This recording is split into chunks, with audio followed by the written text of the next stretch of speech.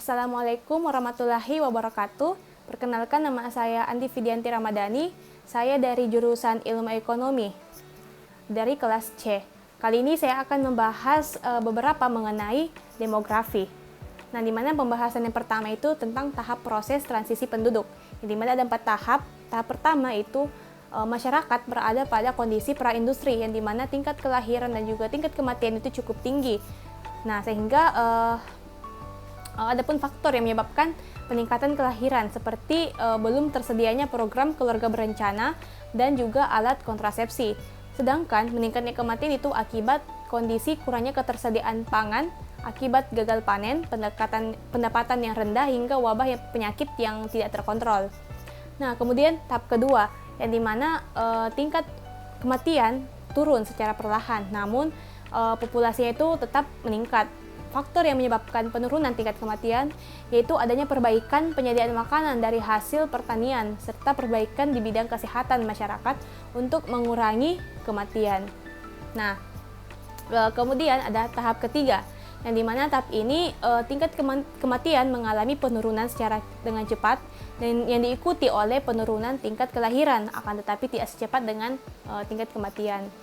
Nah, penurunan kelahiran sendiri ini disebabkan oleh beberapa faktor, yaitu adanya penggunaan alat kontrasepsi dan juga program keluarga berencana yang mulai diterapkan oleh masyarakat.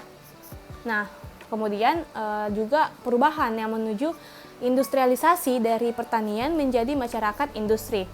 Nah, kemudian itu adanya juga urbanisasi serta perubahan sudut pandang yang dimana wanita itu boleh bekerja. Nah, kemudian ada tahap terakhir, yaitu tahap keempat, yang dimana tahap ini kondisi kelahiran dan juga kematian itu berada posisi rendah atau nol, yang dimana sehingga jumlah penduduknya itu dapat dikatakan dalam keadaan stabil. Nah, kemudian pembahasan yang selanjutnya itu indikator yang digunakan dalam menganalisis kependudukan. Nah, adapun indikator yang pertama yaitu indikator demografis kependudukan, yang merupakan komponen yang dilakukan oleh banyak pihak, bukan hanya pemerintah, tetapi seluruh komponen bangsa yang memiliki peran dan kontribusi langsung terhadap perubahan komponen demografis. Nah, seperti jumlah, struktur, dan komposisi penduduk. Nah, pertumbuhan penduduk, juga persebaran penduduk, pengendalian kelahiran, penurunan angka kematian, dan juga pengarahan mobilitas penduduk. Nah, kemudian indikator yang kedua yaitu indikator non-demografis yang berkaitan langsung dengan masalah kesejahteraan seperti persentase penduduk miskin, persentase keluarga prasejahtera, indeks pembangunan manusia, kemudian indeks harapan hidup, indeks pendidikan, indeks daya beli, dan juga lain-lainnya. Nah, selanjutnya pembahasan yang selanjutnya itu ada 3 model piramida penduduk, yang dimana yang pertama piramida penduduk muda atau biasanya disebut dengan ekspansif, yaitu piramida penduduk muda yang berbentuk kerucut dengan alas yang lebar dan juga puncak yang meruncing. Nah, piramida ini menggambarkan pertumbuhan penduduk yang pesat. Nah, pada piramida ini juga sebagian besar penduduk itu berada dalam kelompok umur muda. Nah, kemudian yang kedua, piramida penduduk dewasa atau disebut dengan stasioner. Nah, piramida ini menggambarkan negara atau daerah yang pertumbuhan penduduknya itu stabil. Nah, dalam piramida penduduk dewasa ini, angka kelahiran dan juga angka kematiannya itu cenderung seimbang. Nah, kemudian yang ketiga yaitu piramida penduduk tua atau biasa disebut dengan konstruktif. Nah, piramida penduduk tua ini menggambarkan kondisi yang dimana angka pertumbuhan penduduknya itu cenderung mengalami penurunan, sehingga piramida ini jumlah penduduknya itu terus berkurang dan sebagian besar penduduk berada pada kelompok usia tua. Nah, pembahasan selanjutnya yaitu ada perbedaan yang mendasar dari ketiga sumber data demografi penduduk. Yang pertama yaitu sensus penduduk, yaitu sebagai keseluruhan pencacahan dari keseluruhan proses pencacahan, pengumpulan, penyusunan, dan penerbitan data demografi, ekonomi, dan sosial yang menyangkut semua orang pada waktu tertentu di suatu wilayah negara atau wilayah tertentu. Nah, Yang kedua itu survei penduduk, yaitu di mana suatu metode yang digunakan untuk mengetahui jumlah penduduk tanpa menghitung keseluruhan penduduk yang ada dalam satu negara. Nah, yang ketiga, sumber data penduduk yaitu sistem registrasi penduduk, yaitu suatu sistem registrasi yang dipelihara penguasa setempat, di mana biasanya itu dicatat setiap kelahiran, kematian, adopsi, perceraian, perubahan pekerjaan, perubahan tempat tinggal, dan juga lainnya. Nah, pembahasan selanjutnya itu teori fertilitas dalam pendekatan sosial dan juga ekonomi. Nah, yang pertama dulu, pendekatan sosial. Nah, pendekatan sosial ini menurut Friedman mengatakan bahwa variabel antara yang mempengaruhi fertilitas secara langsung itu pada dasarnya dipengaruhi oleh norma-norma yang berlaku di masyarakat, seperti norma tentang ukuran keluarga dan juga norma tentang variabel itu sendiri. Nah, yang kedua itu pendekatan ekonomi. Pendekatan ini menurut Leibenstein dapat dikatakan sebagai peletak dasar dari apa yang dikenal dengan teori ekonomi tentang fertilitas. Nah, Leibenstein ini menyatakan bahwa pengeluaran untuk membesarkan dan juga merawat anak itu merupakan biaya dari kepemilikan anak-anak tersebut. Nah, jika pendapatan orang tuanya itu meningkat, maka preferensi orang tua itu untuk mempunyai anak akan berubah.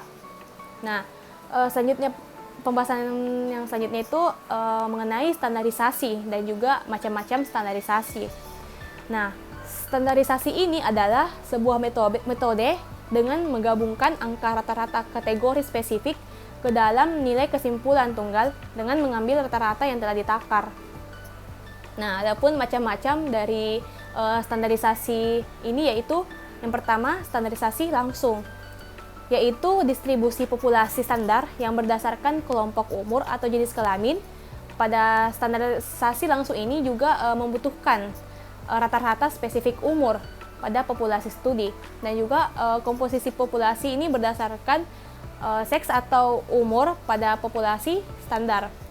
Nah, yang kedua itu standarisasi tidak langsung, yang dimana angka rata-rata spesifik umur atau jenis kelamin per kelompok itu dari populasi standar diaplikasikan pada setiap kelompok dalam populasi studi. Nah, selanjutnya saya akan menjelaskan perhitungan fertilitas yang gimana cara mencari GFR dan juga ASFR. Selanjutnya, saya akan menjelaskan cara menghitung GFR dan juga ASFR. GFR ini adalah tingkat fertilitas umum, dan sedangkan SFR ini adalah tingkat fertilitas menurut umur.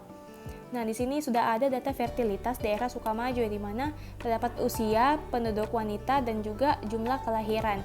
Nah, dari GFR dulu, tingkat fertilitas umum yang dimana rumusnya itu B per PFI dikali K, yang dimana B ini adalah jumlah kelahiran, PFI adalah jumlah penduduk wanita usia produktif, dan K ini adalah bilangan konstanta yang bernilai 1000, yang dimana kita hitung GFR-nya itu dari ini 59 per 1459 dari jumlah kelahiran 3, 4, 5 sampai seterusnya, yang totalnya itu total dari jumlah kelahiran itu 59. Kemudian 1800 ini adalah total dari penduduk wanita, yaitu 1800 dikali 1000. Nah, kemudian inilah hasilnya dari GFR, hasil dari tingkat fertilitas umum yaitu 33 yang dibulatkan dari 32,8. Kemudian kita hitung ASFR atau tingkat fertilitas menurut umur, di mana rumusnya itu ASFRI sama dengan BI per PFI kali K, di mana kita hitung ASFR ini setiap usia, di mana yang pertama itu dalam usia 15 sampai 19, yang dimana BI-nya itu 3 itu kita ambil dari jumlah kelahiran dari usia 15 sampai 19 tahun. Dan 150 ini yaitu jumlah penduduk wanita yang berada di usia 15 sampai 19 tahun. Nah, kemudian dikali 1000 dan hasilnya itu 20. Nah, hasilnya ini hasil dari ASFR dari usia 15 sampai 19 tahun adalah 20, itu berarti dari 1000 wanita yang berusia 15 sampai 19 tahun itu telah lahir 20 bayi dalam setahun. Kemudian selanjutnya itu ASFR dalam usia 20 sampai 24 tahun, di mana BI-nya itu 4, PFI-nya itu 200 dikali 1000, hasilnya juga 20. Berarti 20 telah lahir 20 dari usia 20 sampai 24 tahun. Kemudian begitu pun juga ASFR di usia 25 sampai 29 tahun. Itu hasilnya 20. Kemudian ASFR dari usia 30 sampai 34 tahun itu 15 per 300 dikali 1000. Jadi hasilnya itu 50 lahir bayi dalam setahun di usia 30 sampai 34 tahun. Kemudian ASFR di usia 35 sampai 39 tahun yaitu hasilnya itu 48,5. Kemudian ASFR di usia 40 sampai 44 tahun yaitu hasilnya itu 33,3. Kemudian terakhir itu usia 45, ASFR usia 45 sampai 49 tahun, di mana 5 per 250 dikali 1000, di mana 5 ini adalah jumlah dari jumlah kelahiran di usia 45 sampai 49 tahun, dan 250 ini adalah jumlah penduduk wanita yang berada di usia 45 sampai 49 tahun dikali 1000. Jadi hasilnya itu 20, yang berarti dari 1000 wanita yang berusia 45 sampai 49 tahun itu telah lahir 20 bayi dalam setahun. Itulah yang saya bisa jelaskan perhitungan dari GFR dan juga ASFR. Itulah tadi yang bisa saya jelaskan. Jika terdapat kesalahan kata-kata mohon dimaafkan. Wabillahi taufik wal hidayah. Wassalamualaikum warahmatullahi wabarakatuh.